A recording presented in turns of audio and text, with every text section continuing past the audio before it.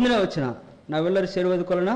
ಓದುವಾಗ ಅರ್ಧಪೂರ್ವಕವಾಗಿ, ನಿಧಾನವಾಗಿ, ಪ್ರಾರ್ಥನಾ ಪೂರ್ವಕವಾಗಿ ದೇವರ ವಾಕ್ಯವನ್ನು ನಾವು ಓದೋಣ. ನಮ್ಮನ್ನಲ್ಲ ಯೆಹೋವನೇ, ನಮ್ಮನ್ನಲ್ಲ, ನಿನ್ನ ಪ್ರೀತಿ ಸತ್ಯಗಳ ನಿಮಿತ್ತವಾಗಿ ನಿನ್ನ ಹೆಸರನ್ನೇ ಘನಪಡಿಸು. ಅದೇ ರೀತಿಯಾಗಿ 1ನೇ ಯೋಹಾನ ಪತ್ರಿಕೆ 1 ಜಾನ್ 2ನೇ ಅಧ್ಯಾಯ 12ರಿಂದ 14 ವಚನ ನಾವು ಎಲ್ಲರೂ ಸೇರಿ ಓದಿಕೊಳ್ಳೋಣ. ಇಲ್ಲ, ಉತ್ತರ ಬರ್ತಿದ್ರು ಓದಿಕೊಳ್ಳೋಣ. 1ನೇ ಯೋಹಾನ ಪತ್ರಿಕಾ 2ನೇ ಅಧ್ಯಾಯ 12ರಿಂದ 14 ವಚನಗಳು. ನಾನು 12ನೇ ವಚನ ಹೇಳ್ತೀನಿ.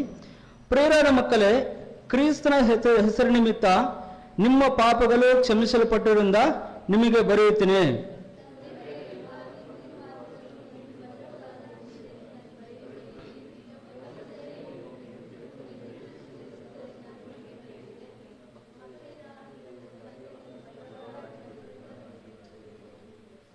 ತಂದೆಗಳೇ, ಆದಿಯಿಂದಿರುವ ಆತನನ್ನು ನೀವು ಬಲ್ಲವರಾಗಿರುವುದರಿಂದ ನಿಮಗೆ ಬರೆಯುತ್ತೇನೆ. ಯವನಸ್ಥರೇ, ನೀವು ಶಕ್ತರಾಗಿರುವುದರಿಂದಲೂ ದೇವರ ವಾಕ್ಯವು ನಿಮ್ಮಲ್ಲಿ ನೆಲೆಗೊಂಡಿಂದಲೂ ನೀವು ಕೆಡುಕನನ್ನು ಜಯಿಸಿರಿಂದಲೂ ನಿಮಗೆ ಬರೆಯುತ್ತೇನೆ. ಪ್ರಾರ್ಥನೆ ಮಾಡಿಕೊಳ್ಳೋಣ.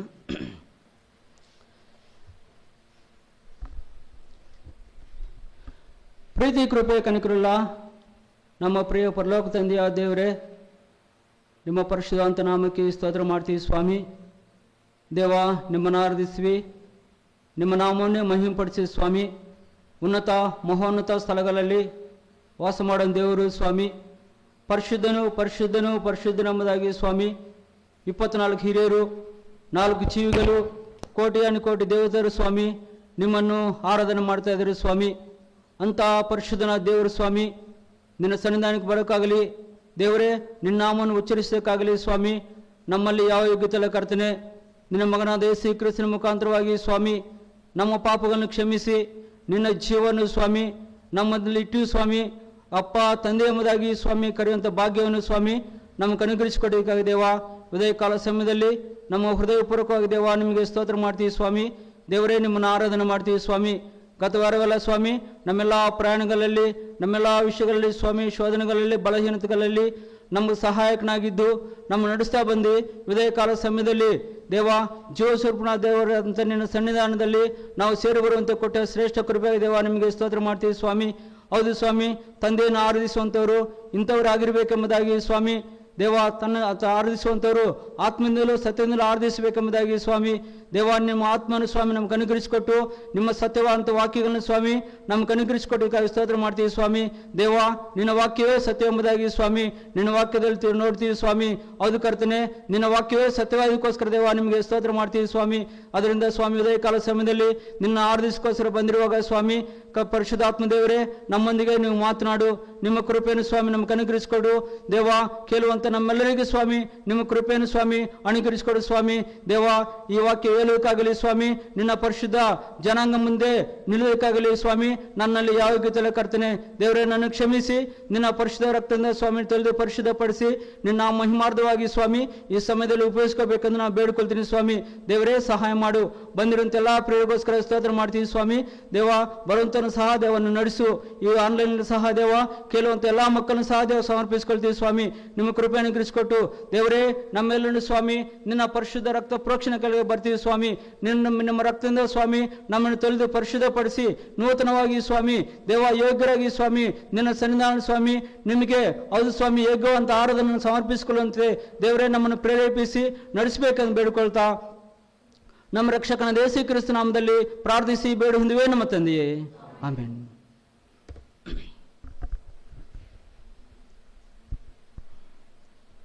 ಕೀರ್ತನೆಗಳು 115ನೇ ಅಧ್ಯಾಯ 1ನೇ ವಚನ.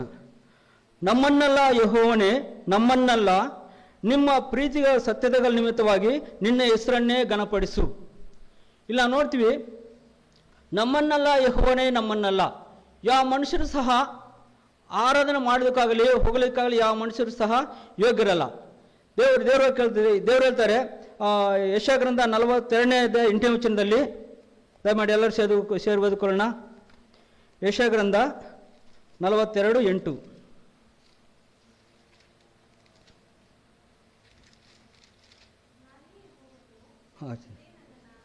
ಹಾಂ. ಹಾಂ ಹಾಂ, ನಾನೇ ಯೆಹೋವನು, ಇದೇ ನನ್ನ ನಾಮವು, ನನ್ನ ಮಹಿಮೆಯನ್ನು ಮತ್ತೊಬ್ಬನಿಗೆ ಸಲ್ಲಗೊಡಿಸನು, ನನ್ನ ಸ್ತೋತ್ರವು ವಿಗ್ರಹ ಪಾಲು ಮಾಡನು. ದೇವರು ವಾಕ್ಯ ಹೇಳ್ತಿದ್ರೆ, ನನ್ನ ಮಹಿಮೆಯನ್ನು ಮತ್ತೊಬ್ಬನಿಗೆ ನಾನು ಸಲ್ಲಗೊಡಿಸನು. ದೇವರ ಮಹಿಮೆಯನ್ನು ಮನುಷ್ಯರಿಗೂ ಸಹ ಯಾವುದೂ ಸಹ ಅದನ್ನು ಸಲ್ಲಿಸೋದಿಲ್ಲ. ಯಾರನ್ನೂ ಸಹ ಮಹಿಮೆ ಪಡಿಸೋದಕ್ಕೆ ದೇವರು ಇಷ್ಟಪಡಲ್ಲ. ದೇವರೊಬ್ಬರನ್ನೇ ಆರಾಧನೆ ಮಾಡಬೇಕು, ದೇವರೊಬ್ಬರನ್ನೇ ಮಹಿಮೆ ಪಡಿಸಬೇಕು. ಈ ಲೋಕದಲ್ಲಿ ನೋಡ್ಬೇಕಾದ್ರೆ ಮನುಷ್ಯರಾದ ನಾವು ಯಾರಾದರೂ ನಮ್ಮನ್ನು ಹೊಗಳಿದ್ರೆ ನಮಗೆ ತುಂಬ ಸಂತೋಷವಾಗ್ತದೆ. ಆದರೆ ದೇವರು ಎಂದಿಗೂ ಸಹ ಇನ್ನೊಬ್ಬ ಮನುಷ್ಯನಿಗೆ ಹೊಗಳೋದಕ್ಕಾಗಲಿ ಇನ್ನೊಬ್ಬ ಮನುಷ್ಯನಿಗೆ ಘನಪಡಿಸೋದಕ್ಕಾಗಲಿ ದೇವರು ಎಂದಿಗೂ ಸಹ ಒಪ್ಪಲ್ಲ. ಯಾಕಂದರೆ ಮನುಷ್ಯ ಸ್ವಭಾವ ನೋಡ್ಬೇಕಾದ್ರೆ ಯೆಶಾಯ ಗ್ರಂಥ 1ನೇ ಅಧ್ಯಾಯ 6ನೇ ವಚನ ನೋಡ್ತೀವಿ, ಅಂಗಾಲು ಮೊದಲುಕೊಂಡು ತಲೆನಲ್ಲಿವರೆಗೂ ಯಾವ ಸ್ವಸ್ಥ ಇಲ್ಲ. ಗಾಯಗಳು ನೋಡೋಣ, ಯೆಶಾಯ ಗ್ರಂಥ 1ನೇ ಅಧ್ಯಾಯ 6ನೇ ವಚನ. ಎಲ್ಲರೂ ಸೇರಿ ಓದ್ಕೊಳ್ಳೋಣ.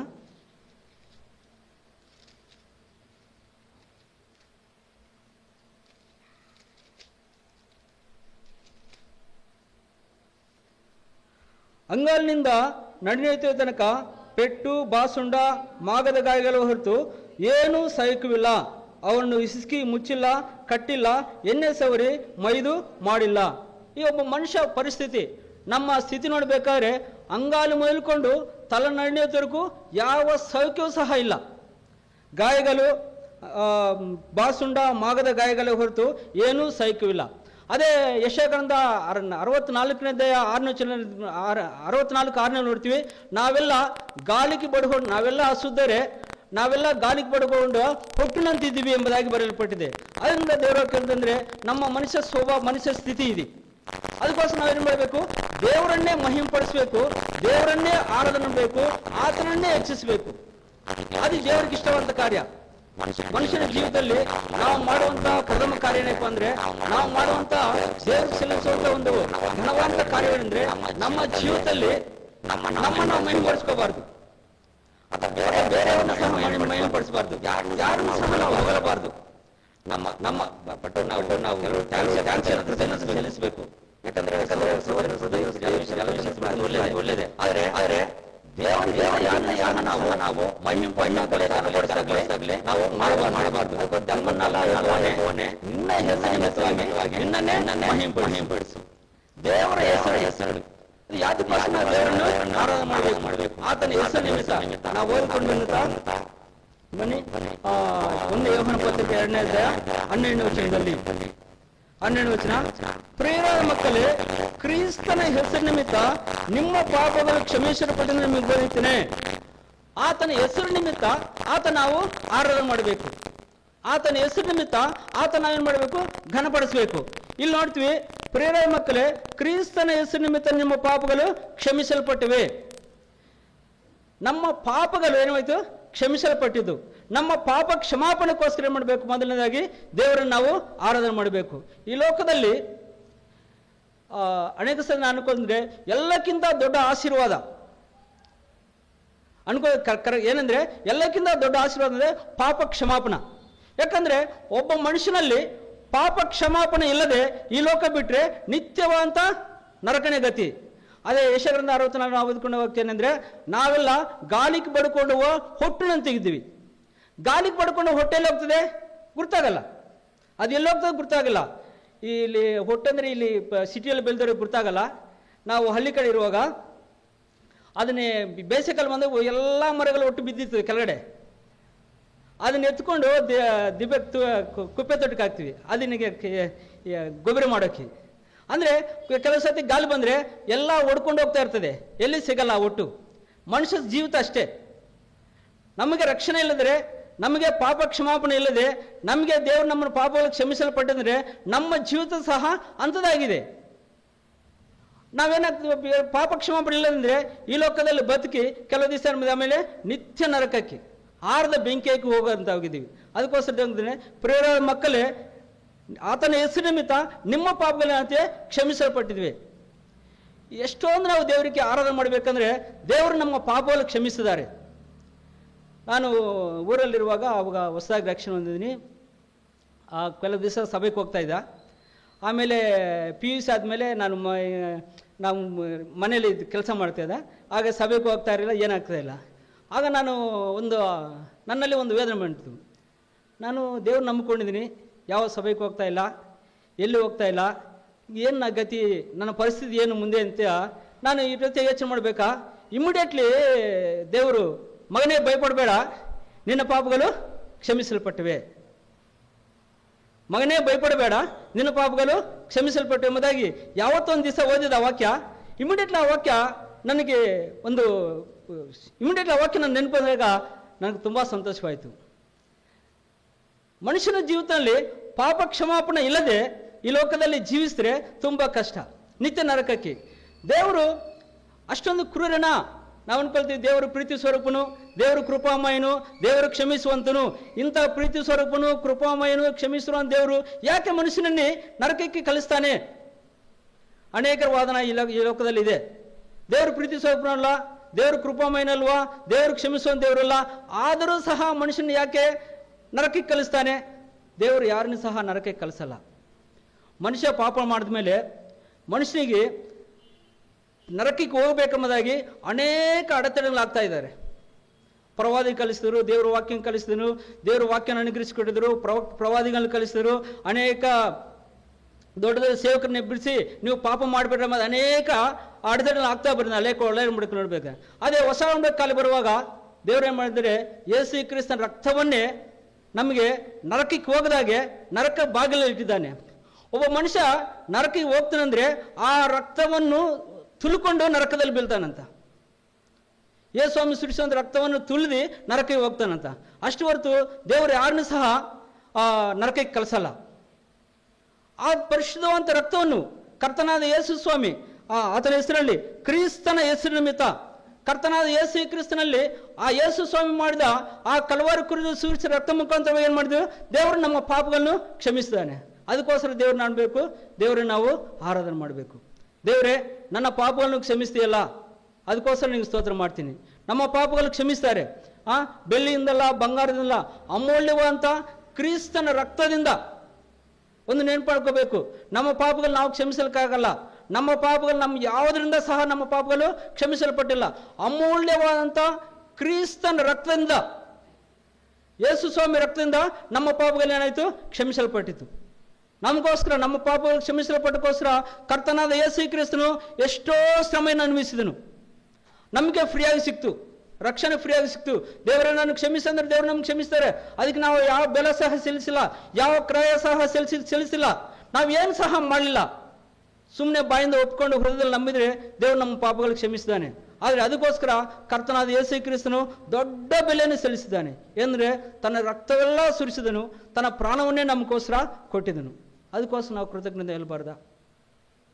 ದೇವರ ಮಕ್ಕಳು ಉದಯಕಾಲ ಸಮಯದಲ್ಲಿ ಇನ್ನೂ ಸಹ ರಕ್ಷಣೆ ಹೊಂದದೇ ಇದ್ರೆ, ನೀವು ನಿಜವಾಗಿ ದೇವರ ಮಕ್ಕಳಾದರೆ ನಾವು ದೇವರನ್ನು ಆರಾಧಿಸಿ ಮೌನವಾಗಿ ಕೂತ್ಕೊಳ್ಳೋಕ್ಕಾಗಲ್ಲ. ಯಾಕಂದರೆ ಆತನ ಜೀವ ನಮ್ಮಲ್ಲಿರ್ತದೆ. ಆತನಿಗೆ ಕೊಟ್ಟಂಥ ಕ್ರಯ ನಾವು ನೆನೆಸ್ಕೊಳ್ತೀವಿ. ದೇವರೇ ನನ್ನ ಕ್ಷಮಿಸಿದೆಯಲ್ಲ. ದೇವರ ಮಕ್ಕಳು ಉದಯಕಾಲ ಸಮಯದಲ್ಲಿ ದೇವರ ಮಕ್ಕಳಾದ್ರೆ ಏನು ಮಾಡಬೇಕು? ದೇವರನ್ನು ಘನಪಡಿಸಬೇಕು. ದೇವರ ಮಕ್ಕಳಾದ್ರೆ ಏನು ಮಾಡಬೇಕು? ದೇವರನ್ನು ಮಾಡಬೇಕು, ಘನಪಡಿಸಬೇಕು. ಈ ಯೋಹನ್ ಬರೆದ 2ನೇ ಅಧ್ಯಾಯದಲ್ಲಿ ದೇವರ ಮಕ್ಕಳಿಗೆ ಕೆಲವು ಇದೆ, ಅದು ನೋಡಿಕೊಂಡು ನಾವು ದೇವರನ್ನು ಆರಾಧನೆ ಮಾಡೋಣ. 2ನೇ ಅಧ್ಯಾಯ 1ನೇ ವಚನ. ನನ್ನ ಪ್ರಿಯ ಮಕ್ಕಳೇ, ನೀವು ಪಾಪ ಮಾಡುವಂತೆ ಈ ಮಾತುಗಳನ್ನು ನಿಮಗೆ ಬರೆಯುತ್ತೇನೆ. ಯಾವನಾದರೂ ಪಾಪ ಮಾಡದೆ ತಂದೆಯ ಬಲೆಯಲ್ಲಿ ನೀತಿವಂತನಾದ ಯೇಸು ಕ್ರಿಸ್ತನೆಂಬ ಸಹಾಯಕನು ನಮಗಿದ್ದಾನೆ. ಮೊದಲನೇದಾಗಿ ಆತ ನಮ್ಮ ಪಾಪಗಳನ್ನು ಕ್ಷಮಿಸಿದ ದೇವರು. 2ನೇದಾಗಿ ನಮಗೆ ಸಹಾಯ ಮಾಡುವಂಥ ದೇವರು. ಅನೇಕ ಸತಿ ಈ ಲೋಕದಲ್ಲಿ ನಾವು ಕುಗ್ಗಿ ಹೋಗ್ತೀವಿ. ಅನೇಕ ಸತಿ ಈ ಲೋಕ ನಮ್ಮನ್ನು ಪಾಪಕ್ಕೆ ಬೀಳಿಸ್ತದೆ. ಅನೇಕ ವಿಷಯಗಳನ್ನ ನಾವು ತಪ್ಪು ಹೋಗ್ತೀವಿ. ಅದನ್ನು ನಾವು ನಿಂತ್ಕೊಂಡಿದ್ವಿ ಅಂದರೆ ನಮ್ಮ ಬಲದಿಂದ ನಿಂತ್ಕೊಂಡಿದ್ದೀವ? ಎಂದಿಗೂ ಅಲ್ಲ. ನಮ್ಮ ಬಲ, ನಮ್ಮ ಶಕ್ತಿ, ನಮ್ಮ ಜ್ಞಾನ ಎಂದಿಗೂ ಸಹ ಆತ್ಮೀಯ ಜೀವಿತದಲ್ಲಿ ಕೆಲಸ ಮಾಡಲ್ಲ. ಕಾರಣ ಏನು? ಇಲ್ಲಿವರೆಗೂ ನಾವು ನಿಂತ್ಕೊಂಡಿದ್ವಿ ಅಂದರೆ ನಮಗೊಬ್ಬ ಸಹಾಯಕನು ತಂದೆಯ ಬಳಿಯಲ್ಲಿ, ನಮ್ಮ ನೀತಿವಂತನಾದ ಯೇಸು ಕ್ರಿಸ್ತನೆಂಬ ಸಹಾಯಕ ನಮಗಿದ್ದಾನೆ. ತಂದೆಯ ಬಳಿಯಲ್ಲಿ ನೀತಿವಂತನಾದ ಯೇಸು ಕ್ರಿಸ್ತನೆಂಬ ಸಹಾಯಕ ನಮಗಿದ್ದಾನೆ. ನಮ್ಗೆ ಸಹಾಯ ಮಾಡ್ತಾನೆ. ನಮ್ಮ ಪರಿಸ್ಥಿತಿ ದೇವ್ರಿಗೆ ಗುರುತು, ನಮ್ಮ ಸ್ಥಿತಿ ದೇವ್ರಿಗೆ ಗುರುತು. ನಾವು ಹೋದಂಥ ಸ್ಥಿತಿ, ನಾವೆಂಥ ಬಲಹೀನರು, ಎಂಬುದಾಗಿ ದೇವ್ರಿಗೆ ಗುರುತು. ಅದರಿಂದ ಆತನ ಏನು ಮಾಡ್ತಾನೆ, ದೇವರ ಬಳಿಯಲ್ಲಿ ನಮಗೋಸ್ಕರ ವಿಜ್ಞಾಪನೆ ಮಾಡುವಂಥ ಮಹಾಯಾಜಕನಾಗಿದ್ದಾನೆ. ನಮಗೋಸ್ಕರ ಆತನ ವಾದನ ಮಾಡ್ತಾನಂತ, ನಮಗೋಸ್ಕರ ವಿಜ್ಞಾಪನೆ ಮಾಡ್ತಾನೆ. ಅದೇ ಯೋಹಾನ ಸುವಾರ್ತೆ 17 ನೋಡ್ತೀವಿ, ಮಹಾಯಾಜಕನ ಸೇವೆ.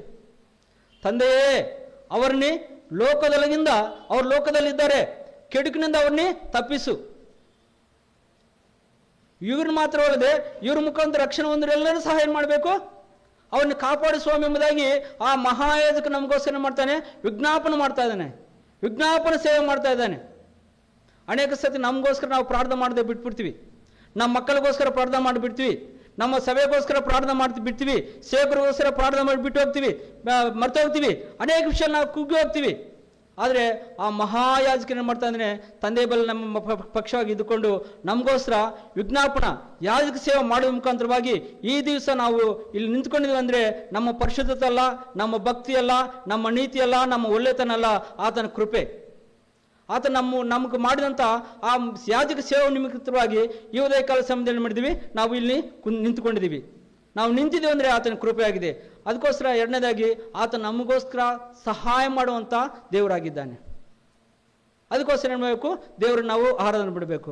ಮೊದಲನೇದಾಗಿ ಆತನ ಹೆಸರು ನಿಮಿತ್ತವಾಗಿ ನಮ್ಮ ಪಾಪಗಳು ಕ್ಷಮಿಸಿದ್ದಾರೆ. ಎರಡನೇದಾಗಿ ಆತ ಏನು ಮಾಡ್ತಾನೆ, ತಂದೆಯ ಬಳಿ ಇದ್ದುಕೊಂಡು ನಮಗೋಸ್ಕರ ಆತನ ವಿಜ್ಞಾಪನೆ ಮಾಡ್ತಾ ಇದ್ದಾನೆ, ಯಾಜಕ ಸೇವೆ ಮಾಡ್ತಾ ಇದ್ದಾನೆ. ನಮ್ಮ ಬಲಹೀನತೆಗೋಸ್ಕರ, ನಮ್ಮ ಪರಿಸ್ಥಿತಿಗೋಸ್ಕರ, ನಾವಾದಂಥ ಎಲ್ಲ ಸ್ಥಿತಿಗತಿಗಳಿಗೋಸ್ಕರ ನಮಗೋಸ್ಕರ ಆತನ ಮಾಡ್ತಾನೆ, ವಿಜ್ಞಾಪನೆ ಮಾಡ್ತಾ ಇದ್ದಾನೆ. ತಂದೆಯೇ, ಅವರನ್ನು ಕೆಡುಕಿನಿಂದ ತಪ್ಪಿಸಪ್ಪ. ಎಂಥ ದೊಡ್ಡ ಸೇವೆ ಅಲ್ವಾ. ಈ ಲೋಕದಲ್ಲಿ ಸೈತಾನನು ನಮಗಿಂತ ಮಹಾಜ್ಞಾನಿ. ಅವನ ಮುಂದೆ ಒಂದೇ ಯೇಸುಸ್ವಾಮಿ ಸಹಾಯ ಇಲ್ಲದ್ರೆ ಸೈತಾನ ಮುಂದೆ ಒಂದೇ ಕ್ಷಣದಲ್ಲಿ ನಾವು ನಿಂತ್ಕೊಳ್ಳೋಕ್ಕಾಗಲ್ಲ. ಆದರೆ ನಿಂತ್ಕೊಂಡಿದ್ದಂದರೆ ನಾವಲ್ಲ, ನಿಮ್ಮಲ್ಲಿರುವವನು ಲೋಕದಲ್ಲಿರುವಂತೆ ದೊಡ್ಡವನು. ಆ ಮಹಾಯಾಜಕರಂತ ಯೇಸುಸ್ವಾಮಿ ಮಾಡುವಂಥ ಆ ಮಹಾಯಾಜಕ ಸೇವೆ ನಿಮಿತ್ತವಾಗಿ ಈ ದಿವಸ ನಾವು ನಿಂತ್ಕೊಂಡಿದ್ವಿ. ಅದಕ್ಕೋಸ್ಕರ ನಾವು ದೇವರನ್ನು ಆರಾಧನೆ ಮಾಡಬಾರ್ದ. ಮೂರನೇದಾಗಿ ನೋಡೋಣ, ಅದೇ ಯೋಹಾನ ಪತ್ರಿಕೆ 2ನೇ ಅಧ್ಯಾಯ 28ನೇ ವಚನದಲ್ಲಿ, ಪ್ರಿಯರಾದ ಮಕ್ಕಳೇ, ಆತನ ಪ್ರತ್ಯಕ್ಷನಾಗುವಾಗ ನಾವು ಆತನ ಆಗಮನದಲ್ಲಿ ಆತನ ಮುಂಚೆ ನಿಲ್ಲಲು ನಾಚಿಕ ಪಡದೆ ಧೈರ್ಯದಿರುವಂತೆ ಆತನನ್ನು ನೆಲೆಗೊಂಡಿರೋಣ. ಈ ಪ್ರಿಯರಾದ ಮಕ್ಕಳೇ, ಆತನ ಪ್ರತ್ಯಕ್ಷನಾಗುವ ನಾವು ಆತನ ಆಗಮನದಲ್ಲಿ ಆತನ ಮುಂದೆ ನಿಲ್ಲಲು. ಮೂರನೇದು ನೋಡಬೇಕಾದ್ರೆ ನಾವು ಆತನ ಮುಂದೆ ನಿಲ್ಲುತ್ತೀವಿ. ನಮ್ಮ ಕರ್ತನಾದ ಯೇಸು ಕ್ರಿಸ್ತನು ಆತನು ಪ್ರತ್ಯಕ್ಷನಾಗುವಂಥ ದೇವರು. ಆತನ ಪ್ರತ್ಯಕ್ಷನಾಗುವಾಗ ಆತನ ಮುಂದೆ ಧೈರ್ಯದಲ್ಲಿ ನಿಲ್ಲುವಂತೆ ಯಾರು ಮಾಡ್ತಾರೆ ಈ ಕಾರ್ಯ? ನಮ್ಮ ಕೈಯಲ್ಲಿ ಆಗ್ತದಾ? ಆದ್ರೆ ದೇವರು ಏನು ಮಾಡ್ತಾರೆ, ಆತನ ಮುಂದೆ ನಿಲ್ಲಲು ಧೈರ್ಯವಾಗಿ ನಿಲ್ಲಿಸ್ಕೊಳ್ಳುವಂತೆ ಏನು ಮಾಡ್ತಾರೆ, ನಾಚಿಕ ಪಡೆದೇ ಧೈರ್ಯವಾಗಿ ನಿಲ್ಲುವಂತೆ ಆತ ನಮಗೆ ಸಹಾಯ ಮಾಡುವಂತಾನೆ. ಯೂದ ಪತ್ರಿಕೆ ನೋಡ್ತೀವಿ, ಎಡಬಿಡದೆ ನಮ್ಮನ್ನು ಕಾಪಾಡುವಂಥ ದೇವರು, ಎಡವು ಬೀಳದಂತೆ ದೇವರು ಮಾಡ್ತಾನೆ, ಕಾಪಾಡ್ತಾನೆ. ಆತನ ಸಮಕ್ಷದಲ್ಲಿ ಹರ್ಷದೊಡನೆ ಆತನ ಸಮಕ್ಷದಲ್ಲಿ ಹರ್ಷದೊಡನೆ ಸಂತೋಷವಾಗಿ ನಮ್ಮ ನಿಲ್ಲಿಸ್ತಾರಂತ.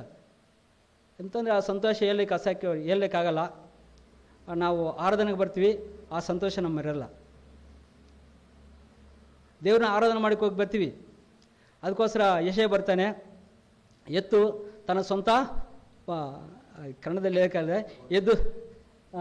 ಎತ್ತು ತನ್ನ ಸ್ವಂತ ಗೋದಲಿನ ಎತ್ತು, ಕತ್ತೆ ತನ್ನ ಯಜಮಾನನ ಮನೆ ಗುರ್ತು. ಆದರೆ ನನ್ನ ಸೇವಕರು, ನನ್ನ ದಾಸರು, ನನ್ನ ಮಕ್ಕಳು ನನ್ನನ್ನು ಅರಿದು ಹೋಗಿದ್ದಾರೆ ಎಂಬುದಾಗಿ. ಕಾರಣ ಏನಪ್ಪ ಅಂದರೆ, ನಾವು ನಮ್ಮ ದೇವರನ್ನು ಅರಿದೇ ಇರೋ ಕಾರಣ ನಾವು ಎಲ್ಲಿಗೆ ಬರ್ತಾ ಇದ್ವಿ, ನಾವು ಯಾರ ಸನ್ನಿಧ ಎಲ್ಲಿಗೆ ಹೋಗ್ತಾ ಇದ್ದೀವಿ ನಾವು ಅರಿಯಲ್ಲ. ಏನೋ ಚರ್ಚಿಗೆ ಹೋಗ್ತೀವಿ, ಸಭೆಗೆ ಹೋಗ್ತಾ ಇದ್ವಿ. ಸಭೆ ಅಂದರೆ ಏನು? ದೇವರ ಪ್ರಸನ್ನ ಇರುವಂಥ ಸ್ಥಳ. ಪರಲೋಕ ರಾಜ್ಯ ನೋಡ್ಬೇಕಾದ್ರೆ ಅಲ್ಲಿ 24 ಹಿರಿಯರು, 4 ಚೀವಲು, ಕೋಟ್ಯಾನು ಕೋಟಿ ದೇವತರು ಸಂತೋಷವಾಗಿ ದೇವರನ್ನು ಆರಾಧನೆ ಮಾಡ್ತಾ ಇದ್ದಾರೆ. ಅವರು ನಮ್ಮ ಥರ ಇಲ್ಲ. ಆ ದೇವರನ್ನು ನಾವು ಆರಾಧನೆ ಮಾಡ್ತಾ ಇದ್ವಿ, ಆದರೆ ಅವರು ಸಂತೋಷವಾಗಿ ಗಾನ ಸ್ತುತಿಗಾನದಿಂದ ದೇವರನ್ನು ಆರಾಧನೆ ಮಾಡ್ತಾ ಇದ್ದಾರೆ. ಆ ಪ್ರಸನ್ನತ, ಅವರು ಆರಾಧನೆ ಮಾಡುವ ದೇವರನ್ನೇ ಈಗ ನಾವು ಆರಾಧನೆ ಮಾಡ್ತಾ ಇದ್ವಿ. ಆ ದೇವರ ಸನ್ನಿಧಾನಕ್ಕೆ ನಾವು ಬಂದಿದ್ದೀವಿ. ಇಲ್ಲಿ ನಾವು ನಿಂತಿದ್ವಿ, ಇಲ್ಲಿ ನಾವು ನಿಂತಿಲ್ಲ.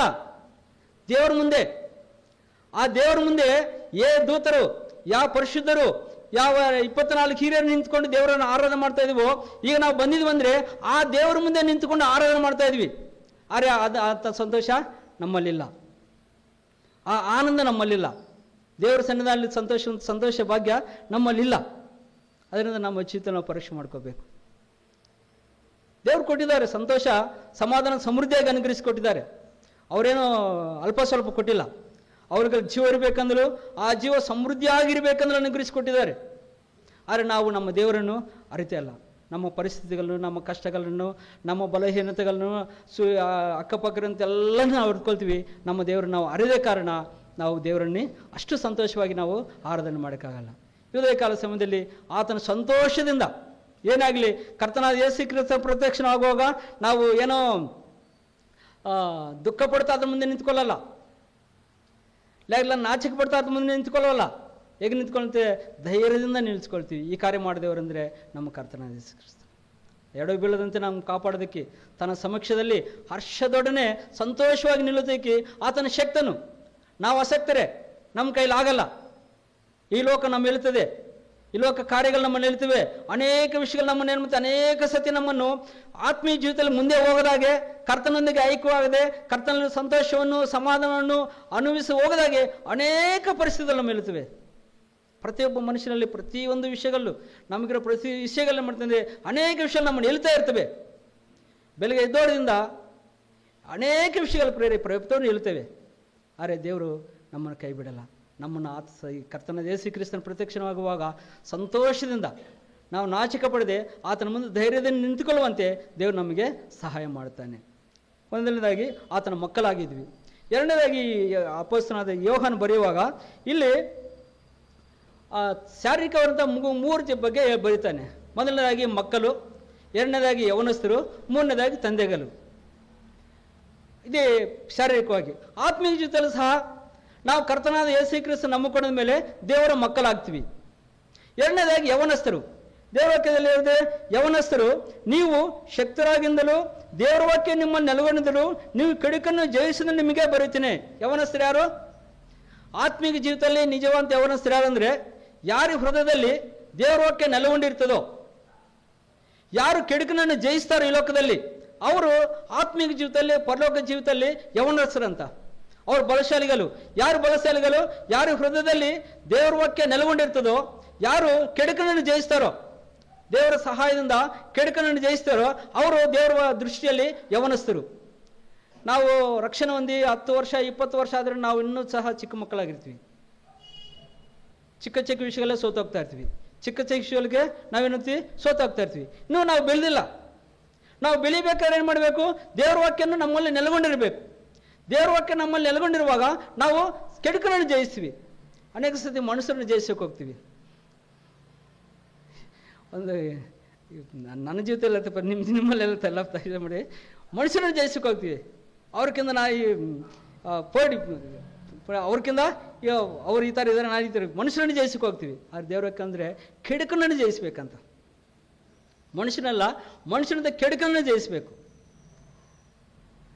ಆ ಕೆಡುಕನನ್ನು ಜಯಿಸುವಾಗ ದೇವರು ಪರಲೋಕ ರಾಜ್ಯ ಅಂತೆ ನೀವು ಯವನಸ್ಥರು, ತಂದೆಗಳೇ ಆದಿಂದ ಅರಿವಾತನ ನೀವು ಅರಿತವರಿಂದ, ಆದಿಂದ ಇರುವಾತನ ನೀವು ಅರಿತಿಂದ ನೀವು ತಂದೆ ನಿಮಗೆ ಬರೀತೀನಿ ಎಂಬುದಾಗಿ. ಮೂರನೇದ ತಂದೆಗಳೇ ಎಂಬುದಾಗಿ ಬರೆಯಲ್ಪಟ್ಟಿದೆ. ಈ ವಾಕ್ಯ ಹೇಳಕ್ಕೆ ನನಗೆ ಅರ್ಹತೆ ಇಲ್ಲ. ಏನಪ್ಪ ಅಂದರೆ ತಂದೆಗಳೇ ಅಂದರೆ ಒಬ್ಬ ತಂದೆ ಇರ್ತಾನೆ, ಮಕ್ಕಳನ್ನು ಎಷ್ಟಾಗಿ ಪ್ರೀತಿ ಮಾಡ್ತಾನೆ. ಮಕ್ಕಳಲ್ಲಿ ಕೆಲವರು ಒಳ್ಳೆಯವರು ಇರ್ತಾರೆ, ಕೆಲವರು ಕೆಟ್ಟವರು ಇರ್ತಾರೆ. ಆದರೂ ಸಹ ತಂದೆ ತಾಯಿಗಳು ಮಾಡಲ್ಲ, ಎಲ್ಲರೂ ಒಂದೇ ಸಮ ಪ್ರೀತಿ ಮಾಡ್ತಾರೆ. ಅದು ತಂದೆ ಪ್ರೀತಿ. ನಾವು ದೇವರನ್ನು ಎಷ್ಟು ಅರಿತುಕೊಳ್ತೀವೋ, ದೇವರನ್ನು ಎಷ್ಟಾಗಿ ನಾವು ಆತನ ಅರಿತುಕೊಳ್ತೀವೋ, ಆತನ ಪ್ರೀತಿ ನಮ್ಮಲ್ಲಿ ಬರುವಾಗ ಎಲ್ಲರೂ ಸಹ ಒಂದೇ ಪ್ರೀತಿಯಿಂದ ಪ್ರೀತಿ ಮಾಡುವಂಥ ಶಕ್ತಿಯನ್ನು ಮಾಡ್ತಾರೆ, ದೇವರು ನಮ್ಗೆ ಅನುಗ್ರಹಿಸಿಕೊಡ್ತಾರೆ. ಆತನ ಅರಿದೇ ಕಾರಣಕ್ಕೆ ಏನು ಮಾಡ್ತೀವಿ? ಅನೇಕ ಸತಿ ಆ ಪ್ರೀತಿಯನ್ನು ನಾವು ಇತರಕ್ಕೆ ಹಂಚೋಕ್ಕಾಗಲ್ಲ. ಅದರಿಂದ ದೇವರು ಕಲಿದ್ರೆ ದೇವರು ನಮ್ಮನ್ನು ಮಕ್ಕಳೆಂಬರು ಕಲಿತಾ ಇದೆ. ಎರಡನೇದಾಗಿ ಯವನಸ್ಥರೆಂಬ ಕರೀತಾ ಇದೆ. ಮೂರನೇದಾಗಿ ತಂದೆಗಳೇ ತಾಯಿಗಳೆಂಬುದಾಗಿ ಕರೆಯುವಂತಾಗಿದ್ದಾರೆ. ಅದರಿಂದ ಈ ಉದಯ ಕಾಲ ಸಮಯದಲ್ಲಿ ನಮಗಲ್ಲ ಯೆಹೋವನೇ, ನಮಗಲ್ಲ, ನಿನ್ನ ಪ್ರೀತಿ ಸತ್ಯಕ್ಕನುಸಾರವಾಗಿ ನಿನ್ನನ್ನೇ ಘನಪಡಿಸು ಅಂತ ಹೃದಯ ನಮಗಿದ್ರೆ ನಾವು ದೇವರನ್ನು ಆರಾಧನೆ ಮಾಡೋಣ. ಆತನ ಹೆಸರಿನಲ್ಲಿ ದೇವರು ನಮ್ಮ ಪಾಪಗಳು ಕ್ಷಮಿಸ್ತಾನೆ. ಆತನು ನಮ್ಮನ್ನು ಕಾಪಾಡುವ ದೇವರಾಗಿದ್ದಾನೆ. ಆತನ ಸಮಕ್ಷದಲ್ಲಿ ನಮ್ಮನ್ನು ಧೈರ್ಯವಾಗಿ ನಾಚಿಕೆ ಪಡದೆ ಸಂತೋಷವಾಗಿ ನಿಲ್ಲೋದಕ್ಕೆ ಆತನ ಶಕ್ತನಾಗಿದ್ದಾನೆ. ನಮ್ಮನ್ನು ಯವನಸ್ಥರಾಗಿ ಆತನ ವಾಕ್ಯ ನಮಗೆ ಅನುಗ್ರಹಿಸಿಕೊಟ್ಟು ನಮ್ಮನ್ನು ಯವನಸ್ಥರಾಗಿ ನಿಲ್ಲುವಂಥ ಶಕ್ತಿಯನ್ನು ಅನುಗ್ರಹಿಸಿಕೊಟ್ಟಿದ್ದಾನೆ. ಆತನ ನಮ್ಮ ತಂದೆಗಳೆಂಬುದಾಗಿ ಕರೆಯುವ ದೇವರಾಗಿದ್ದಾನೆ. ಉದಯ ಕಾಲ ಸಮಯದಲ್ಲಿ ನಡೆಸ್ಕೊಂಡವರಾಗಿ ದೇವರು ನಾವು ಹೃದಯಪೂರ್ವಕವಾಗಿ ದೇವರನ್ನು ಆರಾಧನೆ ಮಾಡೋಣ. ದೇವರು ತಾನೇ ವ್ಯಾಖ್ಯಾನ ಆಶ್ರಯಿಸಿಕೊಳ್ಳಿ.